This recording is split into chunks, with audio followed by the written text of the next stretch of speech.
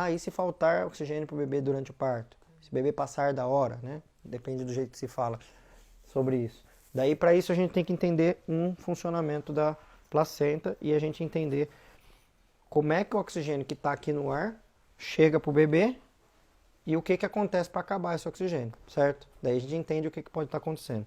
Bom, a placenta, ela é um órgão que não existe ali dentro da mãe. Estou respondendo uma pergunta que já me fizeram, se ela fica lá dentro sempre e o próximo bebê é na mesma placenta. Não, calma, tá tudo confuso. A placenta, ela surge junto com a fecundação ali, Ela nasce, né? e ela nasce, ela vai crescendo e ela vai crescendo e enraizando no útero. Ela vai se expandindo e enraizando no útero. Em geral, até 14 semanas de gestação, ela tem uma primeira onda de invasão, que ela invade até uma certa espessura. E aí de 14 até 28 semanas, ela tem uma segunda onda de invasão, que ela invade uma espessura um pouco a mais e cresce um pouco mais. Por que, que ela cresce mais? Porque ela precisa de uma área maior para pegar mais comida, água, oxigênio para passar para o bebê, certo? Por isso que a gente divide a gravidez em 3 trimestres. Termina com 14 e termina com 28, porque em geral tem a ver com as ondas de invasão placentária, consequentemente sintomas que a mãe tem ou sinais que a mãe tem devido a isso, né?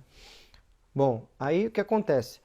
Fisiologicamente falando, as mães que tiveram uma boa invasão placentária, ou seja, a placenta se adaptou bem, o que é se adaptar bem? É eu colocar o plug certo na tomada e ele estar funcionando bem, concorda?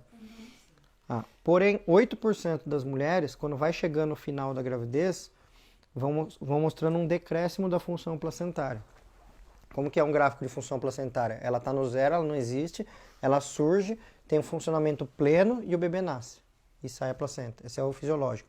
Algumas mulheres têm crescimento da placenta, funcionamento pleno, decréscimo do funcionamento antes de terminar a gravidez. Em torno de 8% tem isso. Por quê? Ou porque não enraizou bem, em alguns casos não teve uma boa invasão, ou porque apesar de ter enraizado bem, ela foi entupindo, foi tendo microentupimentos, se chama microtromboses placentárias, que vão entupindo essa passagem de água, comida e oxigênio da mãe para o bebê. O que acontece nesses 8% dos casos? O bebê não cresce? Algumas coisas podem acontecer, tanto para o lado da mãe quanto para o lado do bebê. Então, se a placenta diminui o funcionamento, o que acontece para o lado do bebê? Diminui 3 coisas: água, comida e oxigênio. Nessa ordem, normalmente. Líquido amniótico. Diminui o líquido amniótico. Ligado ao percentil do bebê, é isso? Isso, o bebê vai cair. O percentil do bebê é a mesma história da curva de Gauss. Você tem lá uma curva de crescimento, de possibilidade de crescimento de bebês. É que, na verdade, o crescimento você vai traçar numa outro tipo de curva. Do mínimo para o máximo, você tem o mínimo e o máximo. Todos os bebês que caírem dentro desse mínimo e máximo, está tudo bem. Se o bebê ele é percentil 10 a gravidez inteira, é o crescimento dele. A questão é se um bebê ele era um percentil 90, ele cai para 50, cai para 40, cai para 30, cai para 10, ou seja, ele está decrescendo o funcionamento. É um sinal de decréscimo de função placentária, né? O bebê que é geneticamente pequeno, ele vem pequeno sempre. Dificilmente ele vai caindo o crescimento dele. Tem que ver também se o ultrassom foi bem feito, se foi no mesmo lugar, ultrassom, porque às vezes a metodologia de um aparelho é diferente do outro, e aí isso às vezes confunde também, né? Então tem questões relacionadas a isso que não necessariamente são restrição de crescimento, né? Tem outros dados para serem vistos. Mas aí então, nessas 8% das mulheres, uma das coisas é diminuição de líquido amniótico, diminuição de crescimento do bebê. Porém, a natureza ela é sábia, né? E ela tenta sempre reverter alguma adversidade. Existe um mecanismo compensatório dessa falha da função placentária para melhorar com que haja uma pressão maior sanguínea batendo aqui nos vasos placentários e passando mais água, comida e oxigênio para o bebê. Esse mecanismo compensatório é a subida da pressão da mãe em função da placenta estar diminuindo seu funcionamento. E aí a gente vai chamar, nesses 8% dos casos, de hipertensão gestacional. Lembra que eu falei, deixa quieto aqui nesse canto aqui? Tá aqui e tá aqui. Nós estamos no mesmo tema falando das duas, que é da falta de oxigenação do bebê. Então, o que é hipertensão gestacional? É a mãe subindo a pressão para melhorar a placenta, para melhorar o funcionamento placentário. Portanto, a pressão alta na mãe faz mal ou faz bem para o bebê? Bem para o bebê. Só que o que ela pode fazer para o corpo da mãe? Pode fazer mal, concorda? O motor funde o carro se eu acelerar ele acima dos giros permitidos ou se eu for acelerando devagarinho. Então, qual é a pressão ruim na gravidez? É a pressão alta. Tem gente que fala, muita gente fala, não, minha pressão é baixa. Não, pressão baixa é a boa, essa é a boa. Então, não, se tem algum problema de saúde, tem pressão baixa. Ótimo, ainda bem. Obrigado, porque não é um problema. Agora, a pressão alta é um problema, porque ela sobrecarrega órgãos, tá? Mas na gestação sempre aumenta, né, Braulio? Não, A pressão. não, 8% só das grávidas aumenta a pressão. A curva normal de pressão na gravidez, ela começa, vou chutar aí, 12 por 8, ela vai caindo, na hora que tem essas ondas de invasão, ela cai para 10 por 6, por aí, passa um tempão assim, depois ela volta para 12 por 8 no final. A mulher que não adapta bem a placenta, às vezes ela vai 12, 8, 12, 8, 12, 8, 13, 8, 13, 8, 13, 9, 14, 9, 15, 10 e vai subindo no final. Então essa pessoa é hipertensa gestacional porque a placenta não está funcionando bem. A maioria dessas pessoas não afeta o bebê, porque isso compensa para o bebê continua crescendo normal, o líquido está normal. Só que algumas dessas mulheres têm um problema em órgãos-alvo dela. Diga. Eu ia perguntar justamente isso. Nesse caso, do que você está explicando, como regularia? Porque é uma coisa que está fazendo bem para o bebê e está fazendo mal para a mãe. É igual... E aí, ou seja, ela quer que o bebê fique bem, né? A pressão alta... Está bem para ter o bebê, e aí como é que fica? A hipertensão gestacional é igual um cobertor curto. Se você cobrir a cabeça, descobre o pé. Se cobrir o pé, descobre a cabeça. Então, chega num certo momento que pode chegar num limite que não tá bom nem para a mãe nem para o bebê. Porque faz mal para a mãe e não resolve para o bebê. Só que tem uma margem de tempo para isso às vezes. E nessa margem de tempo que a gente consegue agir. Ou inclusive induzir o parto antes que precise de uma cesárea, por exemplo. Né? Um pouco a pressão da mãe para poder aumentar. Você diminui um pouco a pressão da mãe em níveis aceitáveis que não vai faltar para o bebê, mas que não prejudique ela e vai induzir no parto enquanto isso. Se for num tempo já, numa idade gestacional mais avançada. Você regula para não voltar, ficar baixo para ela, É. né? Porque senão falta pro bebê. Isso. Então, ou seja, fica alto, mas né, a ponto de manter o bebê lá dentro, mas também não tão alto para prejudicar ela. Isso. Essa é a ideia e vamos supor que isso aconteça muito cedo, com 30 semanas. Quanto mais você conseguir segurar, melhor, concorda? Se isso acontecer a partir de 39, já tá melhor, não tá? A gente já sabe que o bebê tem bem maior chance de maturidade, então a gente induz o parto normalmente, acima de 39 semanas. Entendeu? Quando acontece isso. Ou a gente tenta chegar até 39. E aí depende também de outros órgãos-alvos que podem estar sendo afetados por essa mulher. Né? Seria acima de 13 por... 12,5 ou 8,5 é o teto de pressão. E em geral a gente olha para a mínima. A mínima é mais importante que a máxima. Então, para a gente considerar a hipertensão na gestação, 12,5 ou 8,5. Então, se a pessoa ficar tendo 13, 8,5, 13, 8,5, a gente está de olho ali, mas não considera hipertensão. Mas aí bateu em 9 a mínima, aí a gente considera hipertensão gestacional. O que é a hipertensão? Eu sei que a placenta não está funcionando muito bem. Só que muitas vezes isso vai acontecendo tão no final da gravidez que o parto acontece antes do problema acontecer. Né? Então, Tá maduro. às vezes ela entra em trabalho de parto e pronto, acabou o problema. Né? E às vezes, como o organismo é sábio, muitas vezes esses casos entram em trabalho de parto mais cedo também. Porque o organismo, por estar sendo afetado pela pressão alta, também libera mais prostaglandina e às vezes desencadeia o parto antes da hora. Entendeu? Isso tem a ver com grau de placenta? Não. Mais ou menos, mas é bem pouco relacionado ao grau de placenta. Antigamente se acreditava mais nisso, que o grau 1, 2, 3 tinha a ver com essa subida, mas hoje em dia tem um monte de correlações que não correlações entre isso, que mostram às vezes uma placenta grau 3 e bom funcionamento. Então é a mesma história do carregador. Eu falo para grau 1, 2 e 3, é eu querer abrir esse carregador e olhar dentro se ele funciona. Eu preciso saber se o celular está passando carga lá, entendeu? Então eu vou olhar para o bebê, para o funcionamento do bebê, para a pressão do bebê, que é a medida do Doppler do bebê, para saber se está tudo bem, não necessariamente para a placenta. Né? Então, voltando na pressão alta, aí subiu a pressão para o lado da mãe. Quais os órgãos que vocês já ouviram falar que são os mais afetados caso suba a pressão da mãe na gravidez? Coração. Não. Sistema Cérebro, também, né? rim. Tem mais um. Pulmão? Fígado. Cérebro, rim e fígado. Não necessariamente nessa ordem e não necessariamente os 3 órgãos na mesma pessoa. Em geral, naquela pessoa, um órgão pega a bronca e é o órgão principal. Então, em geral, a mulher que afeta o rim, ela tem mais questões relacionadas ao rim. Na outra que afeta mais o fígado, Isso também está mais relacionado a afetar o fígado e o endotélio. O endotélio é o tecido dentro dos vasos sanguíneos da mulher. E algumas têm mais, afetam mais o cérebro, né?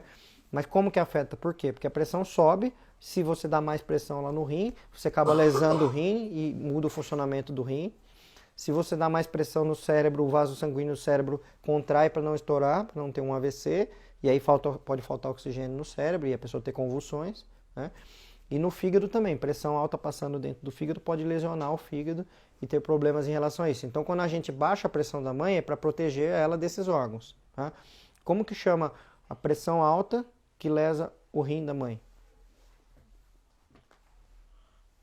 Todo mundo sabe, mas ninguém ligou o nome à pessoa. Pré-eclâmpsia. Pressão alta e afeta o rim da mãe. Como que chama a pressão alta que afeta o cérebro da mãe e a mãe tem convulsões? Eclâmpsia. Pré-eclâmpsia não vem antes da eclâmpsia. Pré-eclâmpsia é lesão renal e eclâmpsia é lesão cerebral. São doenças que podem estar ligadas ou não, independente uma da outra. Nossa, eu também. São coisas diferentes. É que, em geral, quem tem pré-eclâmpsia, a gente fica de olho para ver se a pessoa vai ter uma eclâmpsia.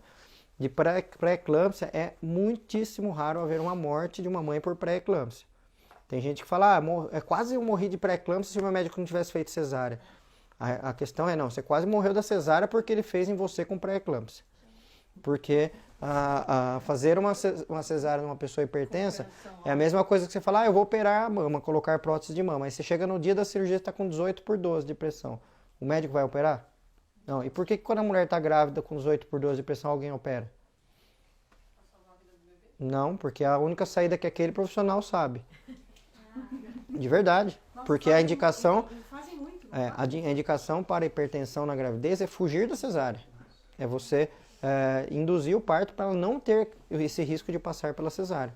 Porque se já é arriscado uma cesárea numa mulher normotensa, na hipertensa ela é 10 vezes mais arriscado. O índice de mortalidade de cesáreas em hipertensas é 6 vezes maior do que nas normotensas. Porque sangra mais, porque infecciona mais, porque o organismo não está tão bem daquela mulher e você está fazendo uma cirurgia que é uma outra, está somando um risco naquela mulher. Né? Bom, aí, então, esses 3 órgãos que eu falei, você tem pré-eclâmpsia, eclâmpsia e no fígado chama síndrome HELP. Alguém já deve ter ouvido falar esse nome, que é um problema que dá hepático em relação à função hepática, em relação à função endotelial, tem um consumo de plaquetas grande, a pessoa pode ter uma hemorragia por ter poucas plaquetas e morrer disso. De síndrome HELP e de eclâmpsia morre, de pré-eclâmpsia não morre. Muito raro, para morrer de pré-eclâmpsia tem que ser um negócio muito grave. Eu nunca vi na minha vida uma morte por pré-eclâmpsia, mas por eclâmpsia eu já vi e por síndrome HELP também. Ou seja, a pré-eclâmpsia ela pode ser algo grave ou não. Não é porque é uma pré-eclâmpsia que tem que sair correndo e fazer alguma coisa naquele momento. Tem um prazo para as coisas serem resolvidas.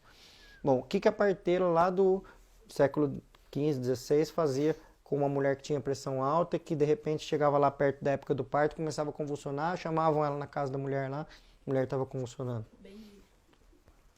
Benzer. Exato, né? O que ela fazia com uma mulher que estava lá na época do parto, de repente passava mal, começava a ter hematomas, ter sangramento, sangrava o nariz, sangrava a vagina, sangrava tudo. Nada. Né? Então, para esse evento, para esse problema, não tinha como resolver naquela época. No caso dos bebês, desse lado aqui, lembra que eu falei que estava ligado uma coisa com a outra? Como que a gente faz uma triagem no pré-natal para eu saber que esse bebê tem mais chance de faltar oxigênio na hora do parto? Quando essa placenta está diminuindo o funcionamento durante o pré-natal, concorda? Então, se eu sei que a mãe está ficando hipertensa, esse bebê é o que tem mais chance de faltar oxigênio lá no pré-natal. Não, Doppler não, medir a pressão da mãe. Se você for para uma ilha deserta e quiser saber como você está, leve um aparelho de pressão. Se a pressão estiver boa até na hora do parto, deixa nascer que está tudo certo. Basicamente é isso, porque a pressão alta é o principal marcador de que a placenta não funciona bem. Então, os bebês que falta oxigenação intraútero, ou seja, são aqueles que nasciam mortos, certo? Então, nascia lá, já estava morto porque faltou oxigênio lá dentro. Vamos pensar o que faz faltar oxigênio. Uma das coisas eu já acabei de falar, que é a função da placenta que vai decaindo e na hora do parto, pelas contrações, ela decresce muito. E aí esse decréscimo da função placentária para de passar oxigênio para o bebê. Beleza. O oxigênio que está aqui no ar, a gente tem 21% de oxigênio, né? A gente respira pelo ar, pelo nariz, pela boca, passa para a traqueia, brônquios, alvéolos, pulmão da mãe. Depois disso vai para onde? Na mãe? O oxigênio, sangue. Aí ele vai pela corrente sanguínea, vai até o útero da mãe. Lá no útero da mãe, ele difunde pelo tecido do útero e aí faz as trocas com a placenta, certo? Aí passa junto água, comida, oxigênio para a mãe e tudo isso percorre o cordão umbilical em direção ao bebê e chega no bebê. Cadê o bebê? Tá embaixo. Aqui. Nasceu. E chega no bebê. Então, vocês concordam que para faltar oxigênio para o bebê tem que ter alguma interrupção nesse caminho entre o ar e o umbigo do bebê? Partindo do pressuposto que ele não tem uma malformação, ou seja, um bebê que já fez o morfológico lá, está tudo bem com ele, ou seja, do umbigo para dentro está tudo bem. Se entrar oxigênio dali, está tudo certo. Então vamos pensar o que pode acontecer para acabar esse oxigênio. Se a mãe parar de respirar, então se a mãe estiver respirando no parto, ufa, já é um item bom, né? Ela consegue parir. Se a mãe não tiver um pulmão ou tiver uma doença muito grave pulmonar que não recebe muito oxigênio e falta. Então, se a mulher tiver pulmão normal no parto, está tudo bem também. Se a mãe tiver sangue correndo nas veias, está passando oxigênio e está chegando no útero, certo? Mas se tem asma, alguma coisa assim? pode Sim, acontecer? se tiver uma asma, uma crise muito grave de asma na hora do parto. E Só na hora do parto. Tipo, na hora do parto. Ah, não, tem que ser uma crise muito grave para ela para faltar oxigênio a ponto de faltar para o bebê. Só que, comparando o parto normal e cesárea, qual que é o que tem maior chance de desencadear asma numa mulher? Um parto normal ou uma cesárea? acho que até pela Cesárea. Por causa de intercorrências relacionadas tanto à anestesia quanto à queda de pressão na anestesia.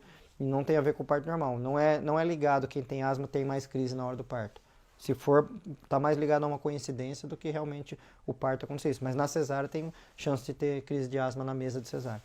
Bom, aí então, se você tem lá o bebê ligado na mãe e o oxigênio chegou até no útero, e o útero da mãe está tudo bem, funciona bem, não tem nenhum problema com esse útero e a placenta está bem inserida, vocês concordam então que para faltar oxigênio para o bebê, só tem uma coisa que pode acontecer, é algo que aconteça entre a placenta e o umbigo do bebê? Certo? Daqui para dentro está tudo bem, daqui para fora está tudo bem. Então, o único culpado de falta de oxigenação vai ser isso aqui. Isso aqui, isso aqui. Isso é a placenta, isso é o cordão. Como que faz então para faltar oxigênio durante um parto para esse bebê? Uma das coisas que eu já fui falando, que é a placenta aí diminuindo função, vai microentupindo, vai parando de funcionar. Isso eu já vou triando essa pessoa que eu já sei que ela é hipertensa antes. Certo? A pessoa que tem diminuição de função placentária. Mas tem pessoas que no parto, às vezes, estava ali chegando na beiradinha do parto, estava com 13, 8,5 de pressão. No parto, no dia do parto está com 14/9. Então eu sei que é uma placenta que não está das melhores, mas ela está melhor do que a que estava com 14/9 desde 32 semanas. Certo? Mas eu sei que está. Então essa triagem de hipertensão é que determina se a placenta é boa ou não. Bom, como que eu sei que esse bebê está tudo bem? Que ele está tendo oxigenação dentro dele? Eu fico olhando para a placenta e fico vendo se está passando oxigênio, ou vejo se ele está bem. Se ele está bem, batimento normal, está tudo bem com ele, beleza. O que mais que pode acontecer? Agora vamos pensar no celular que a nossa cabeça funciona melhor. Para faltar energia para o celular, se eu tirar da tomada, como é que vai chamar isso intraútero? Descolamento placentário. Quando que descola uma placenta? Fisiologicamente, quando o bebê nasce, lembra? Primeiro nasce o bebê, depois descola a placenta. Patologicamente, quando a mãe tiver uma crise hipertensiva muito forte, tão forte a ponto de fazer colabamento de todos os vasos placentários até ela descolar. Então, descolamento placentário é um evento ligado a uma crise hipertensiva materna, que já estava ligado a uma hipertensão gestacional. Então, do nada, descola uma placenta de uma mulher que está com 10/6 de pressão, dificilmente, porque não tem o que possa estar acontecendo ali para descolar essa placenta. Então, o descolamento placentário está ligado à hipertensão. O excesso de peso tem essa influência? Na pressão alta? Não necessariamente. Porque a hipertensão gestacional ela é muito ligada a uma questão autoimune da placenta, do funcionamento placentário. E não a obesidade materna ou ganho excessivo de peso pode contribuir um pouco. Mas ela não é tão determinante quanto a condição da placenta mesmo. Né? Tem mulher que engorda 7 quilos na gravidez e tem pré-eclâmpsia, tem eclâmpsia. Não é isso que vai determinar se ela vai ter ou não. Dentro dos 8% que tem a pressão alta, quantos por cento tem esse descolamento de placenta? Ah, é baixíssimo. Ah, tá. Baixíssimo. Eu não sei falar exatamente o número, eu não quero arriscar chutar, mas é bem baixo. É bem baixo, daí eu vou te falar em minha experiência, eu devo ter visto uns 3 casos na minha vida de descolamento placentário. Não é comum, até porque se tá havendo um pré-natal legal e a pessoa está sendo identificada, você evita que chegue nesse ponto de descolar a placenta. Porque quem descola a placenta é a pessoa que estava ficando hipertensa, daqui a pouco está com 18 por 12, ninguém percebeu, Mesmo quando vai ver... não dá tempo de salvar.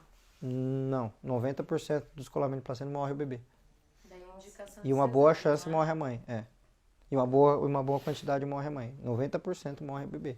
Então é difícil, porque muitas vezes essa pessoa, se descolar a placenta, nem está no hospital ainda, está em casa. Por isso que essa triagem da pressão é importante antes, porque eu já sei quem é essa pessoa que pode ter descolamento placentário, entendeu? Mas eu, por exemplo, a minha mãe descolou a placenta quando ela estava com 6 meses. E aí ela ficou em repouso e eu estou aqui.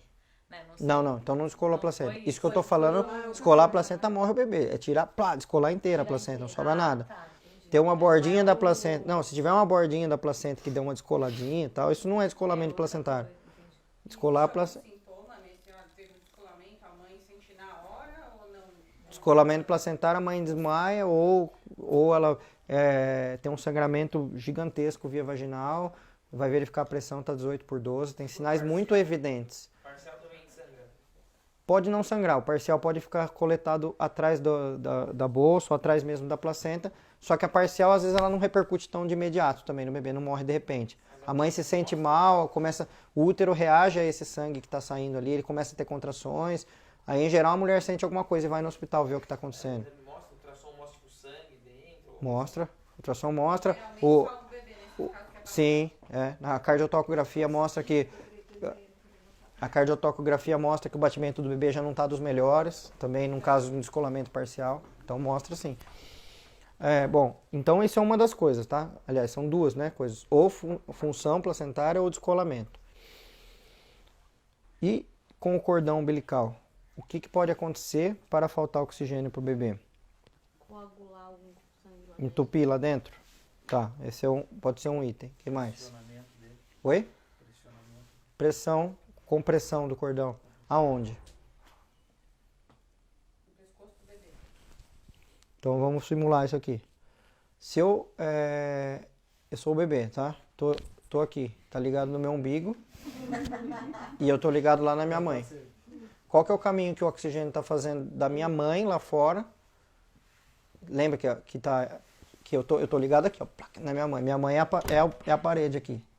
Então o oxigênio está chegando aqui. Tá plugada a placenta? Ela tá insuficiente? Minha mãe tá com 11 por 7 de pressão.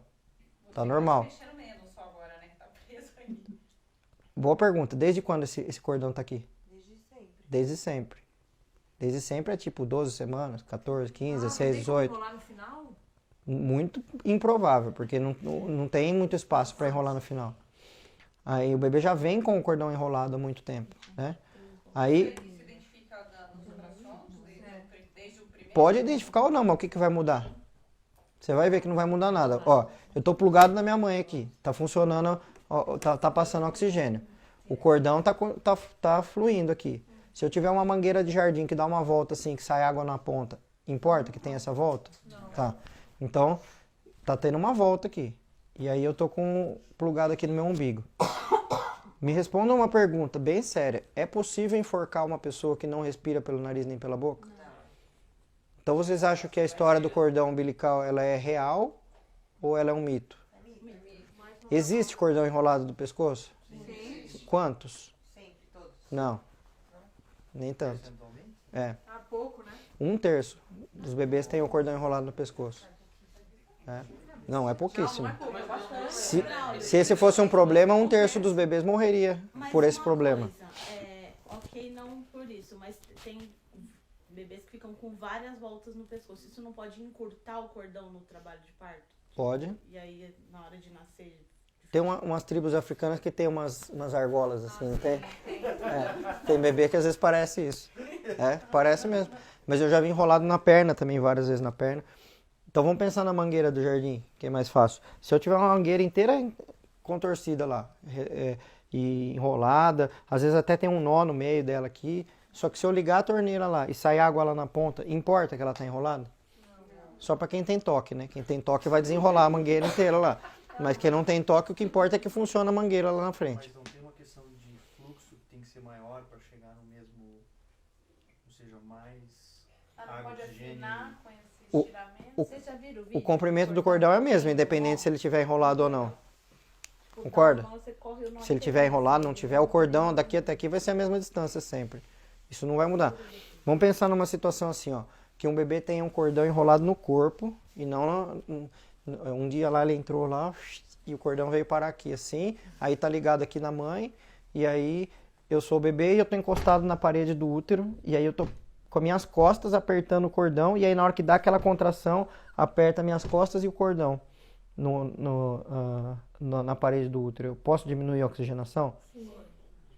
Só que aí a seleção natural ela é mágica, né? Ela faz algumas coisas muito interessantes, inclusive que o bebê, todo ser vivo que falta oxigênio, ele começa a se mexer, e o cordão escorrega e vem se proteger no pescoço de ter uma compressão maior. Então, os evolucionistas obstétricos acreditam que o cordão enrolado no pescoço é uma proteção desse bebê, porque é o lugar que tem menor chance de ele mesmo comprimir o próprio cordão. Ah, tá, mas por que se fala muito de cordão umbilical? Duas questões, enrolado no pescoço. Duas questões. Uma porque na medicina, durante um tempo, a observação, se você observa lá várias partes acontecendo, muitos têm cordão enrolado no pescoço, algumas partes têm um problema, e aí você vê que tem aquele cordão enrolado no pescoço, é fácil você pôr a culpa naquele cordão enrolado no pescoço, né? Até começarem a sair números realmente para mostrar que isso não era real. E o outro lado, que é o lado que você falou, tem muitos médicos que usam esse artifício para dizer que esse é um problema, né? Ah, tá, mas e na hora que o bebê for sair? No finalzinho ali do parto. O bebê tá quase saindo. Cadê a pelve? Aqui. O bebê tá quase saindo.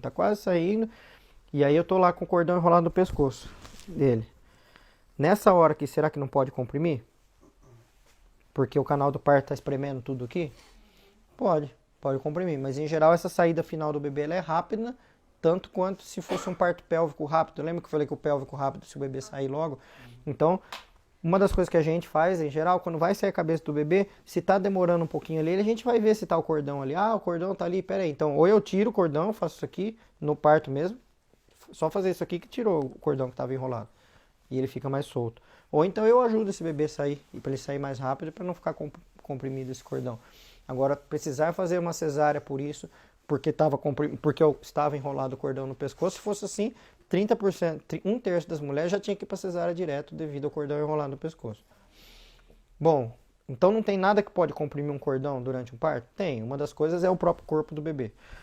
Outra coisa que pode acontecer, o nó do cordão, que eu falei agora há pouco. Primeiro lugar, quem que deu esse nó e quando ele foi dado? No início? Esse aqui é 12 semanas, 10 semanas. É quando era um bebezinho pequenininho, útero grandão. Então ele nadou por dentro do nó, e passou e ficou lá. Já dá pra ver no ultrassom. Dá, mas precisa? Não, se tiver O que vai mudar? O bebê, né? Se o Dover estiver bem, é o que você falou, não importa o que. Que não importa se tem um nó. Aí você vai ver um nó para ficar com pulga atrás da orelha. Fala, tem um nó lá acontecendo. Inúmeros partos que a gente atende, nasce bebê com um nó. E você vê lá o nó, beleza, o neném nasceu, tudo bem. Não teve nenhuma repercussão durante o trabalho de parto. Né? É baixo, mas assim, é baixo. Em números eu digo, números daqueles casos que tem nó. Tem índice de nó de cordão, o circular de cordão é 1/3, é bastante gente, tá? Nós de cordão é 1% dos partos que tem. De 1 a 2% tem um nó de cordão. De cada 1000 nós de cordão, um caso de 1000 nós de cordão realmente tem um problema para esse bebê, porque é um nó que ele vai conforme o bebê vai se mexendo, e até chega um ponto que ele estrangula e esse bebê morre. Desses 1 a cada 1000, em geral, a idade gestacional que isso mais acontece é entre 34 a 37 semanas. Ou seja, fora do trabalho de parto, não tem a ver com o parto em si. São casos que a gente vê lá, o bebê chegou, a mãe não sentiu o bebê mexer, foi ver, já tinha morrido. E não teve trabalho de parto, não tinha nada. Isso no pré-natal ou não? Você consegue enxergando isso no pré-natal? Não, e não precisa. Porque o que eu vou fazer? Se eu pego 1000 mães que tem nó de cordão, aí com 34 semanas eu vou fazer cesárea em todas elas para não acontecer isso. Não, mas eu queria saber Concorda? se teria como ver, né? Se tá com nó e se tá diminuindo o fluxo pro bebê, pra você falar, olha, tem algum problema. Não, porque essa diminuição ela é abrupta. Ela não vai sendo paulatina, ela é abrupta. Ela numa mexida aqui e ali. Então assim, lembra que eu falei que 1% tem? Tá? 1% de 1000, 1% de 10 mil, não, 1% de 100 mil vai dar 1000, concorda? Desses 1000 vai morrer um. Então 1 a cada 100 mil. morre por nó de cordão umbilical. Tá? Só que em geral não tem a ver com o parto. E em geral, fazer cesárea em todas as mulheres que têm nó de cordão vai piorar para o outro lado. Prematuridade e os riscos da cesárea. Então, não tem por que descobrir esse nó. Tá? Bom, então o cordão não é culpado de nada? Só essa compressãozinha de vez em quando aqui, de vez em quando, e ainda o bebê se protege aqui? Não. Tem uma coisa que pode acontecer sim, muito séria com o cordão, que é o único problema real de cordão umbilical, que é quando um bebê muito alto, ele não encaixou muito bem, e aí Cordão saindo. rompe a bolsa, vem o líquido e o cordão blup, sai antes do bebê. Isso chama, como chama isso? Quem sabe o nome? Prolapso de cordão, que é quando o bebê sai antes, ou o cordão sai antes do bebê. Esse bebê depois ele vem por cima com a cabeça dele, empurrando esse cordão e pressionando o cordão na própria vagina da mãe, e aí sim falta oxigenação para esse bebê. Prolapso de cordão é bem raro acontecer, bem raro mesmo. Em geral tem a ver com bebês muito grandes que não encaixaram. E aí vai ter a ver com outra questão de bebês grandes, que também tem a ver com aquele caso ali de bebês que não nasciam de jeito nenhum, que cresceram demais, que é a diabetes gestacional, o bebê que cresce muito. Então, na diabetes gestacional tem uma chance a mais de dar prolapso de cordão. Só que a cada 100 prolapsos de cordão, é bem raro ter prolapso, tá? Mas a cada 100 prolapsos de cordão, 99 são considerados iatrogênicos. Sabe o que é iatrogênico? Que é o médico que causou aquilo porque ele rompeu a bolsa antes da hora, que não precisava ter rompido. Então, normalmente, prolapso de cordão é iatrogênico, mas existem as causas naturais, que é romper a bolsa e o cordão vir. Se acontecer isso algum dia, nossa, tá saindo uma corda aqui pela minha vagina. Não, é muito raro acontecer isso. A conduta é deitar com a perna para cima e ir para o hospital, porque daí você manda o bebê para trás aqui e ele não fica com a cabeça apertando o cordão, né? Isso em geral dá para fazer, dá para resolver. Você vai lá e faz a cesárea, tira o bebê e resolve.